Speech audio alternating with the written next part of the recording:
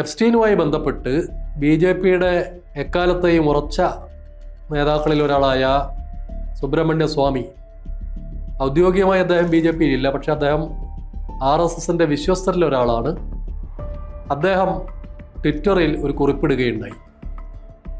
ആ കുറിപ്പിൽ സ്വാമി പറഞ്ഞത് നരേന്ദ്രമോദിയും എപ്സ്റ്റീനുമായി എന്താണ് ബന്ധം എന്നാണ്. ഇന്ത്യൻ പ്രധാനമന്ത്രി നരേന്ദ്രമോദിയുടെ പേര് എപ്സ്റ്റീൻ്റെ ഡയറിയിൽ എങ്ങനെ വന്നു എന്നാണ് മോദിക്കെതിരെ ഒരു വിമർശനമായിട്ട് സ്വാമി ഉന്നയിച്ചത്. അടുത്ത ദിവസം ഉത്തരേന്ത്യയിലെ മികച്ച മാധ്യമപ്രവർത്തകയായ നീലു വ്യാസുമായി സ്വാമി ഒരു അഭിമുഖം നടത്തി. IMFുമായി ബന്ധപ്പെട്ട് ഇന്ത്യ കൊടുക്കുന്ന കണക്കുകളിൽ വസ്തുതയില്ല എന്നതാണ്.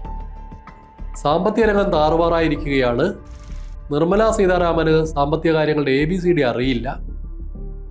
ഇന്ത്യയുടെ വിശ്വാസ്യത ലോകരാജ്യങ്ങൾക്കിടയിൽ പാപ്പരായിരിക്കുകയാണ്.